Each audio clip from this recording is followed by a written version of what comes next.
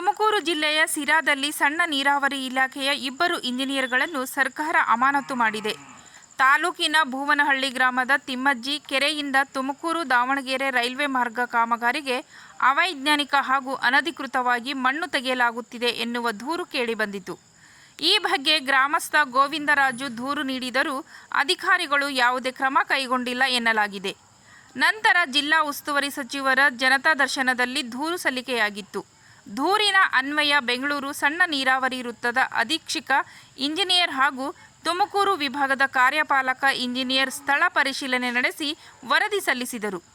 ವರದಿಯಲ್ಲಿ ಕೆರೆಯಿಂದ 2 ರಿಂದ 3 ಮೀಟರ್ ಆಳಕ್ಕೆ ಅನಧಿಕೃತವಾಗಿ ಮಣ್ಣು ತೆಗೆಯಲಾಗಿದ್ದು, ಕೆರೆಯ ಅಂಗಳದ 50 ರಿಂದ 60% ಭಾಗ ಹಾನಿಯಾಗಿದೆ ಎಂದು ಉಲ್ಲೇಖಿಸಲಾಗಿದೆ. ಅಕ್ರಮ ಮಣ್ಣು ತೆಗೆಯುವ ವಿಚಾರ ತಿಳಿದಿದ್ದರೂ ಮೇಲಧಿಕಾರಿಗಳ ಗಮನಕ್ಕೆ ತರದೆ ಕೆರೆ ಸಂರಕ್ಷಣೆ ಹಾಗೂ ಇಲಾಖೆಯ ಆಸ್ತಿ ರಕ್ಷಿಸುವಲ್ಲಿ ನಿರ್ಲಕ್ಷ್ಯ ತೋರಿದ್ದಾರೆ ಎಂಬ ಆರೋಪದ ಮೇಲೆ ಸಹಾಯಕ ಕಾರ್ಯಪಾಲಕ ಇಂಜಿನಿಯರ್ ಗಂಗಾಧರ ಹಾಗೂ ಸಹಾಯಕ ಇಂಜಿನಿಯರ್ ನವ್ಯಶ್ರೀ ಕೆಜಿ ಅವರನ್ನು ಇಲಾಖಾ ವಿಚಾರಣೆ ಮತ್ತು ಶಿಸ್ತು ಕ್ರಮ ಬಾಕಿ ಇಟ್ಟು ತಕ್ಷಣದಿಂದಲೇ ಅಮಾನತು ಮಾಡಲಾಗಿದೆ.